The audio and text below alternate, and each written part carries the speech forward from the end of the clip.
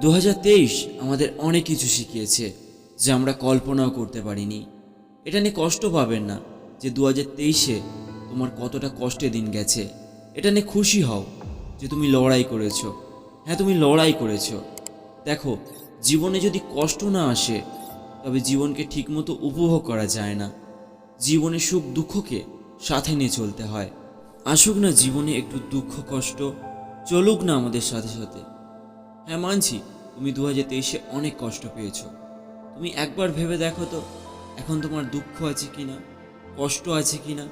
যদি থেকেই থাকে তবে তুমি নিজেকে বলো, হ্যাঁ আমি পারবো। আমি 2023 অতিক্রম করেছি, আমি 2024টা সুন্দর করব। আমি চেষ্টা করব। তুমি সর্বদাই মনে রাখবে, যার কেউ নেই তার সময় আসে বা তার ঈশ্বর আছে। আমরা অনেকেই সময়ের গুরুত্ব দিই না, সময়ের সাথে তাল মিলিয়ে কাজ করি না। আজকে কাজ করব না, কালকে কাজ করব, আর এভাবেই বলতে থাকি, আজ নয় কাল। যখন বুঝবে আমি এটা পারি, তখন অনেক দেরি হয়ে যায়। আর তখন চাইলেও বর্তমান সময় পরিবর্তন করে অতীতে যাওয়া সম্ভব নয়। মনে রাখা ভালো, সময় ও স্রোত কারোর জন্য অপেক্ষা করে না। সময় তার নিজস্ব গতিতে চলে, তাই চাইলেও কখনো পরিবর্তন করা সম্ভব না। তাই সময়ের সঠিক ব্যবহার করা শিখুন।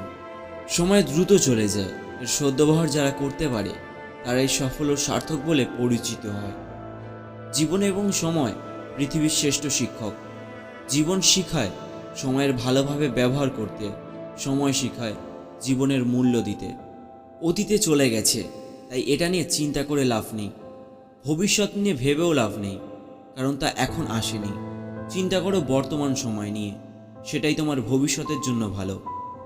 সময় আসবে আবার চলেও যাবে, কিন্তু যখন সে থাকবে তখন তার কাছে থেকে তুমি যা চাইবে তাই পাবে। ক্যালেন্ডার দেখে তুমি ধোঁকা খেও না। যে দিনগুলোকে তুমি কাজে লাগাও সেগুলি শুধু হিসেবে পড়ে। কেউ পুরো বছরে মাত্র এক সপ্তাহের কাজ করে, আর কেউ বা মাত্র এক সপ্তাহে পুরো এক বছরের সমমূল্যের কাজ করে। সবসময় ব্যস্ত থাকাই শেষ কথা নয়। পিঁপড়েরাও সারাদিন ব্যস্ত থাকে। এমন কিছুর পেছনে সময় দাও যা আসলেই কাজে লাগে। যারা সময়কে নিয়ে ঠিকমতো ব্যবহার করতে পারে না, তারাই আসলে সময় নিয়ে অভিযোগ করে। সময়ে সব কিছু প্রমাণ করে দেয়। সময় হলো বিদ্যালয়, যেখানে আমরা শিখি। সময় হলো আগুন, যাতে আমরা জ্বলি। আমরা যদি সময়ের যত্ন নিই, তবে সময় আমাদের জীবনের যত্ন নেবে। দেয়ালের দিকে তাকিয়ে সময় নষ্ট করো না, সেখানে একা একা দরজা জন্মাবে না। ওপাশে যেতে হলে দরজা বানাতে শুরু করো। যে লোক জীবনে 1 ঘন্টা নষ্ট করার সাহস করে, সে আসলে জীবনের মূল্য এখনও বোঝেনি। সময়ের অভাব নেই, লক্ষ্যের অভাব আছে। আপনি দেখুন তো, একটি বছর দেখতে দেখতে চলে গেল, এবার 2024 আসতে চলেছে। আপনি কত দূর আপনার লক্ষ্যে এগিয়েছেন? ধীরে বেড়ে ওঠায় ভয় পেও না। ভয় পাও শুধুমাত্র স্থির দাঁড়িয়ে থাকায়। যুক্তিসঙ্গতভাবে জীবনযাপনের সবচেয়ে সুদক্ষ পদ্ধতি হলো একজন মানুষের প্রতি সকালে দিনের পরিকল্পনা তৈরি করা এবং প্রতি রাতে যে ফল গ্রহণ করা হয়েছে তা নিরীক্ষা করা। গতকাল হচ্ছে অতীত, আগামীকাল হচ্ছে ভবিষ্যৎ, কিন্তু আজ একটি উপহার। এ কারণেই এটিকে বর্তমান বলা হয়। তাই 2023-কে অতীত ভেবে 2024-কে বর্তমান করে তোলো। যার হাতে কিছুই নেই তার হাতে সময় আছে, এটাই আসলে সবচেয়ে বড় সম্পদ। সময় মানুষকে পরিপক্ত করে, কোনো মানুষ জ্ঞানী হয়ে জন্মলাভ করে না। সময় যে সুন্দর, অসময় তা অবেদনাহীন।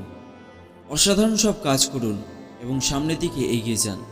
আমি মনে করি আপনি যদি এমন কোনো কাজ করেন যা প্রশংসা কুড়ায়, তাহলে আপনার উচিত আরও ভালো কোনো কাজ করা। একটি প্রশংসার কাজ নিয়ে বেশি দিন পড়ে থাকবেন না। সবসময় এরপর কি করা যায় তা নিয়ে ভাববেন। আমাদেরকে কি করতে হবে তা খুঁজে বের করা চ্যালেঞ্জ নয়, চ্যালেঞ্জ হলো এটা কখন করতে হবে তা খুঁজে বের করা।